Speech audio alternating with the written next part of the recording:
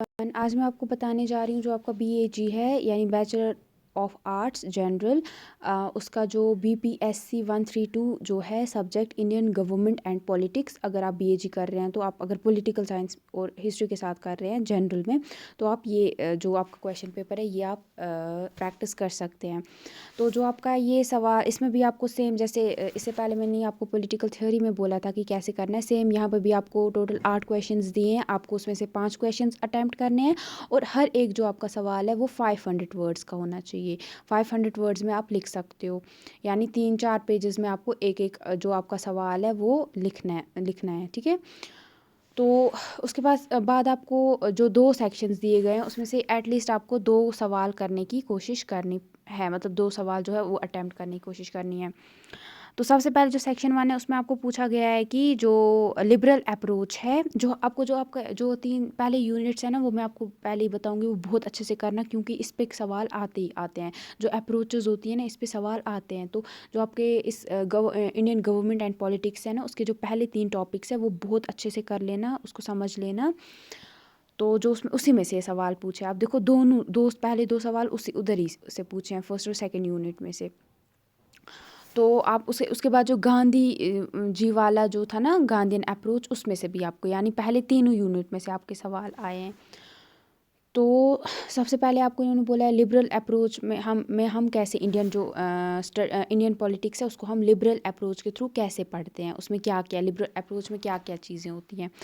उसके बाद आपका सवाल है कि जो मार्क्सिस्ट अप्रोच है जो कि हम जिससे हम अपनी इंडियन पॉलिटिक्स को पढ़ते हैं, उसका क्या स्कोप है, कहाँ तक हम यूज़ कर सकते हैं मार्क्सिस्ट अप्रोच को।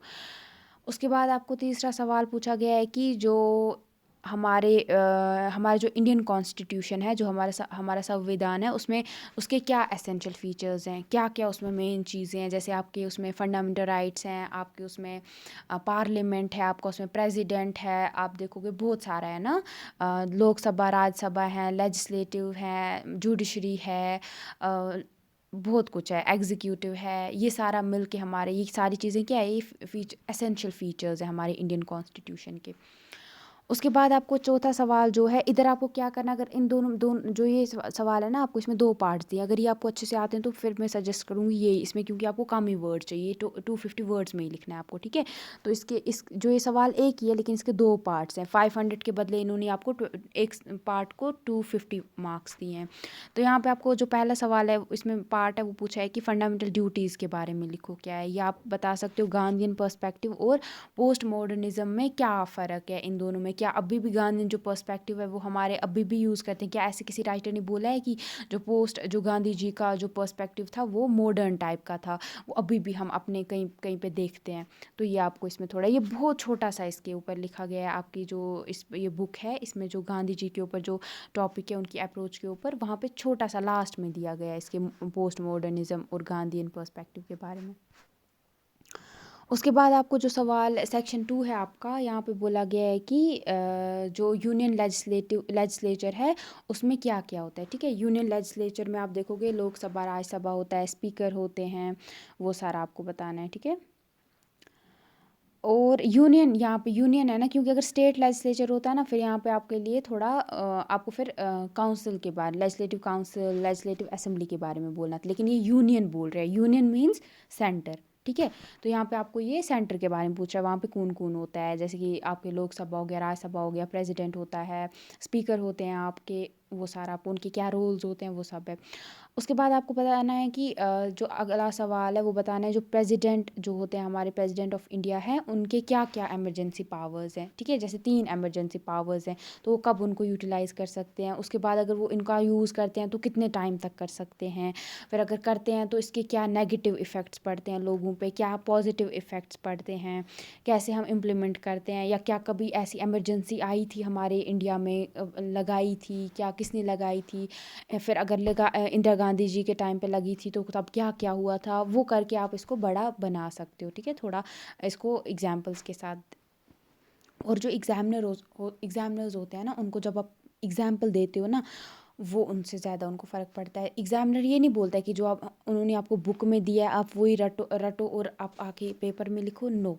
वो चाहते हैं कि जो आपने लिखा है, उन्होंने जो बताया आपको पढ़ने के लिए दिया है ना, क्या वो आपको समझ आया?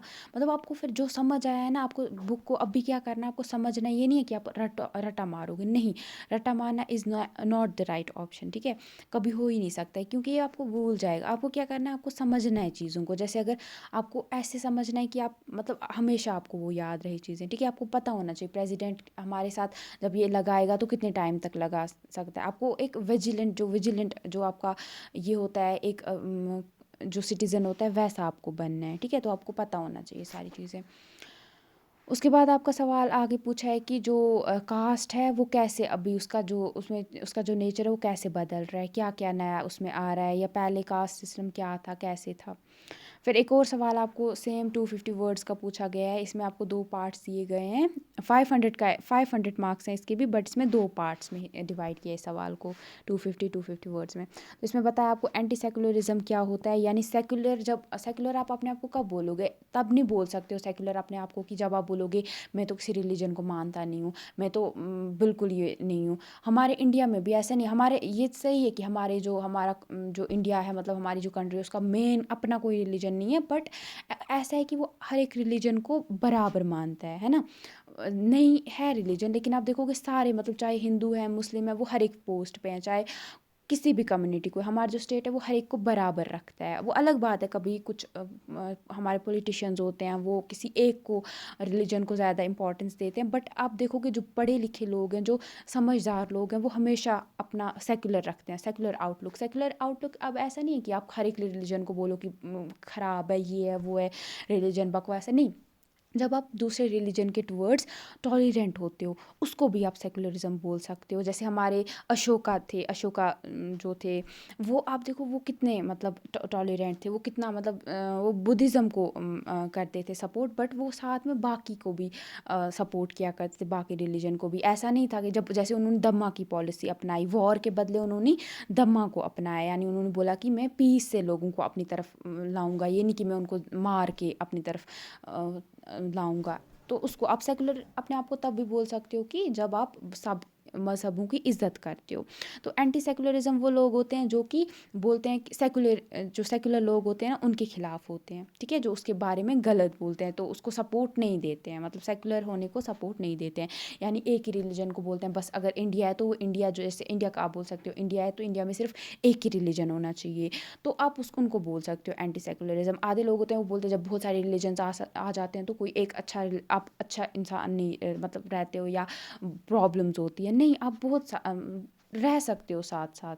बहुत सारी आप इंडिया में देखोगे, बहुत सारी जगह हैं जहाँ पे हिंदू मुस्लिम सब बहन की तरह रहते हैं, मतलब भाई भाई की तरह रहते हैं। बट जब पॉलिटिक्स बीच में आती है, बहुत सारे ऐसे होते हैं लोग जो फिर प्रॉब्लम्स करते हैं, बट आप देखोगे उसके बावजूद भी हम एक साथ रहते हैं। इसीलिए हमें बोलते हैं ना हमारे इंडिया को कि यूनिटी इन डाइवर्सिटी, यानी अलग अलग किस्म के लोग हैं, उनके पहनावे अलग है, वो खाना अलग खाते हैं, उनके रिलीजन अलग हैं, बातें अलग तरीके से करते हैं, बट फिर भी एक साथ रहते हैं। तो उसके बाद है आपका जो पार्ट 2 है वो है कि इसमें बोला है कि पीजेंट जो मूवमेंट्स हुए थे हमारे इंडिया में, उसके क्या फ़ीचर्स थे, कैसे हुए, क्यों हुए, क्या मेन किन बातों पे हुए, कौन किस किस्म के पीजेंट थे, रिच पीजेंट्स थे उसमें या स्मॉल पीजेंट्स थे, वो बताना है आपको। और बस आपका सब फिर ये जो पेपर है यहाँ पे ख़त्म हो जाता है।